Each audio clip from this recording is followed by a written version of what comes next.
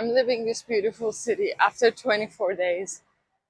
I was here for 24 days and I have mixed feelings, of course.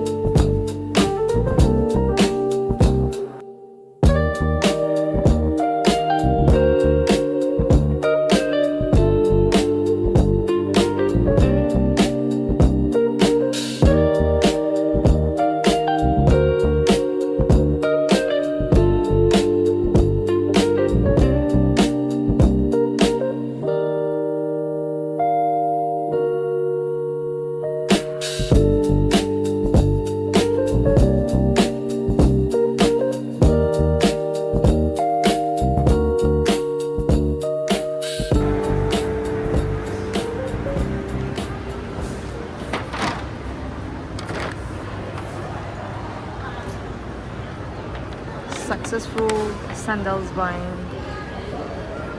Hopefully I'm not going to lose them. Hello,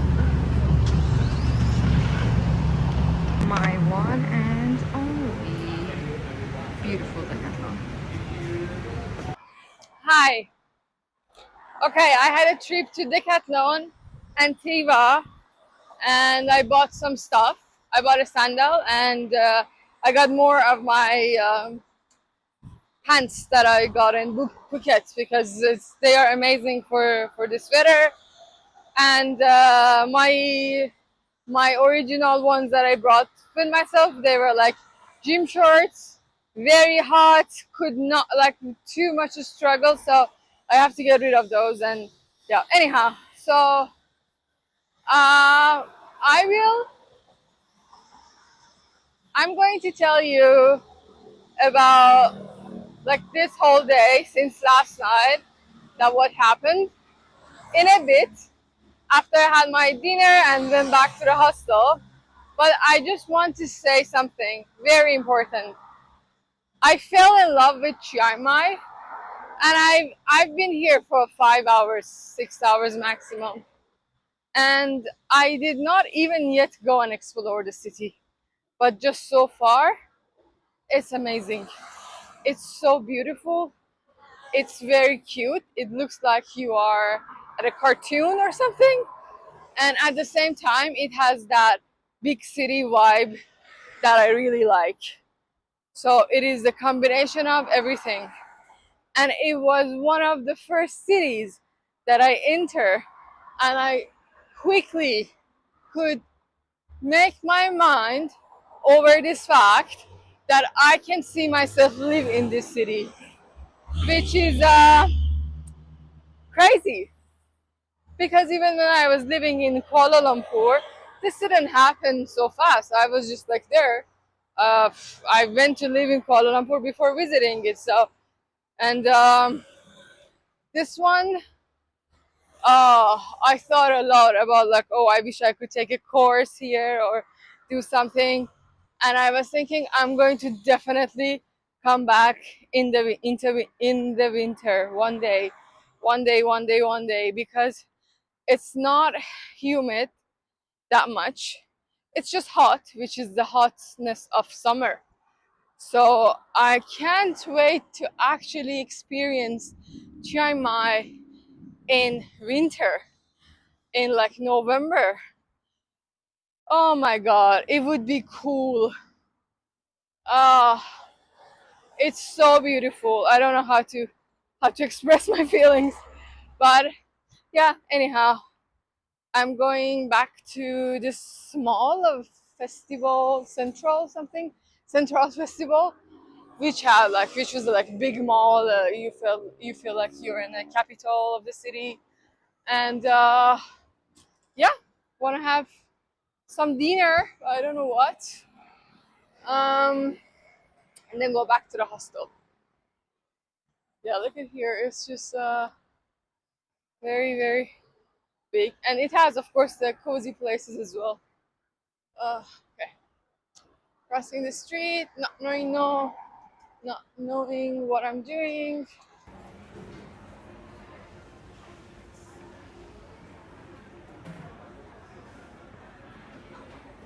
Hello from the new hostel in Chiang Mai.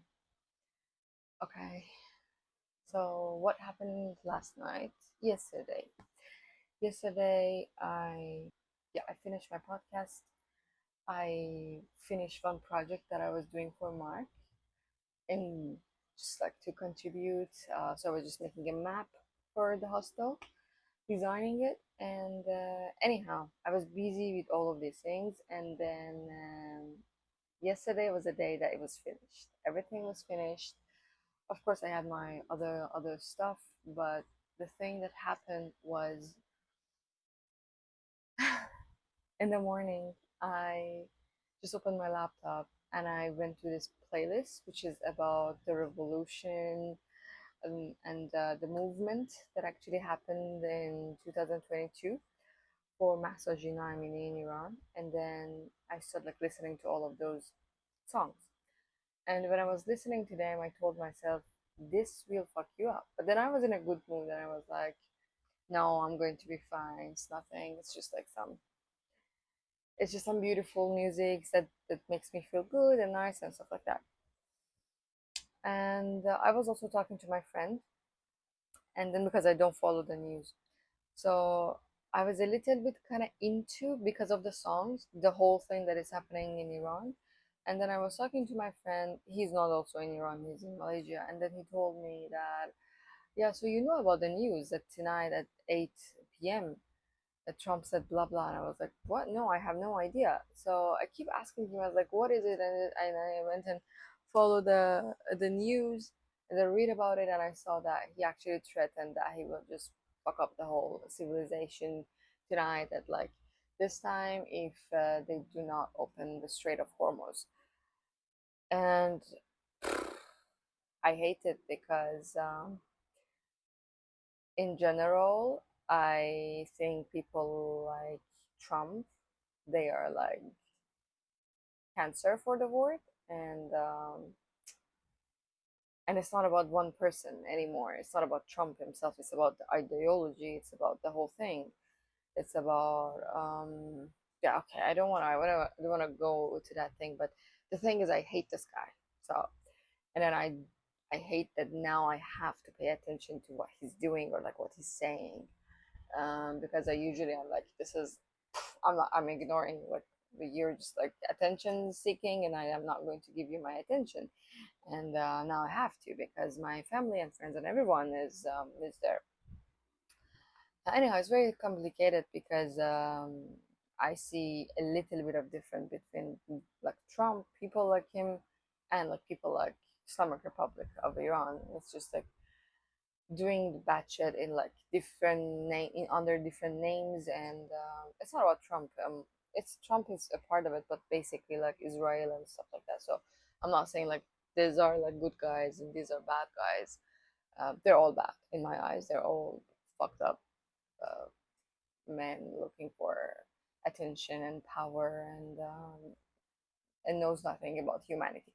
Anyhow, so I hated the whole thing, and but this gets me as like, no, he's not going to do it because he likes to talk, but he actually doesn't do the things that he says, and he just likes all the attention of like, oh, in social media, in Twitter, in X, whatever, I'm just posting something, and not everyone is just trying to analyze what I'm doing, blah blah. This gives him a lot of satisfaction in a way, unhealthy type, and yeah, he's addicted to that. So, but there was a second that I thought to myself, what if he actually did this? What if he actually target the power plants? What would happen after that? So this became like a bomb, like timing bomb, and all of a sudden I see myself as like miserable, very anxious, and felt like I don't want to even like talk to anyone. I felt so much the need to be just by myself, like have my own space. Do not talk to anyone. Do not do anything. I initially planned to leave the next day. Like I initially planned to leave like tomorrow, but then since the whole thing happened, I felt like I just want to go now. So I just told told Mark that I want to leave. I will leave tomorrow. And of course, he was this the nicest guy on earth. He was like, "Yeah, sure." And I just made this decision. All of a sudden, had my like wash my laundry at like 9 o'clock and at night, and pack my stuff around like midnight, and left today at 7. So it was a little bit like I didn't have space in my head to say goodbye to Phitsanulok and to Karma. I tried a little bit, but I just didn't know anything unless like I want to be by myself. I want to just go. I want to run away. I want to go to a new place. Um, I didn't sleep last night like at all. I was just waking up constantly, checking the time, thinking of like, did he target it or not? Are they like okay or not? What is going to happen? And yeah, all of these things. I left today, and I actually I planned to work at the train, but the train was moving so much that not a chance that you can work and see like look at your laptop without throwing up, which was good in a way because it was just me and my thoughts. So I had the whole 7 hours, 8 hours, 7 hours train ride to myself, just looking at a beautiful nature and just exist. And I actually kind of achieved that. I want to be with myself in that train ride. I mean, when it gets to like 2 p.m. something, it was very hot and I was just burning, and I was just like, I couldn't wait for it to finish. But like before that, it was all amazing and a good feeling. And then we heard about the ceasefire that happened. Joke. So then you don't know, you should be happy about the ceasefire or you should be just confused. So it's mixed feelings. I'm just sitting here waiting to see how it will be. The bottom line is I'm happy that um the whole thing, the bombing is over, but it's just hard to picture that now Islamic Republic is going to be alone with the people. I mean, they were already executing even during the bombings and the war. Like every day they were executing one person, and each execution was like was like a bullet to my soul, to be honest. Like for each execution, it's too much. The executions are too much for me. It's crazy. They're all like people dying. They're all valuable. But the executions, I think maybe because it's like the highest brutality, and and something else is that you know that you are going to die. So this is very painful. Um, anyhow, so even like while they were bombing, there were still executions. So um, at least now the bombings are stopped, less people will die, the regime is continuing to execute. Everything is bad. Yeah, I maybe I just have to wait and see how it goes. But Chiang Mai was great. I bought some stuff that I told you, and I feel good about like having them. So it's a good thing and a lot of bad things. And oh, my mom called. My mom called when I was in the train, and I also have a crazy experience in the train. It was not crazy, but my mom loves train, and a whole ride, I was just thinking about my mom.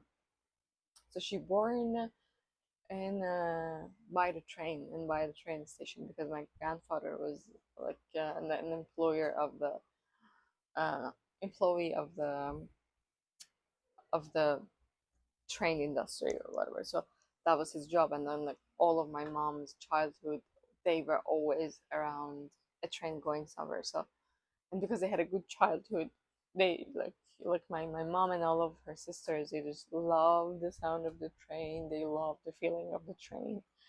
And all today that I was in a train, I was constantly thinking about them, like how happy they would be if they were here, and yeah, constantly thinking about them. So, and then when I was in the train, my mom called me. That was amazing. And I have a good talk for 1 minute, and I told her I'm in the train, and I told her that I'm thinking about her. And yeah, she said that they're fine and they're alive, and told me to take care of myself. Anyhow, um, I feel like a transition happened. I had like the best time in Phitsanulok. A lot of feelings came back to me, the feelings that I normally forgot or like I couldn't feel. And I just closed that chapter, which was a very beautiful chapter, and I'm ready to see what Chiang Mai has for me. And let's see. Let's see. Okay. Thanks for listening. See you in the next one.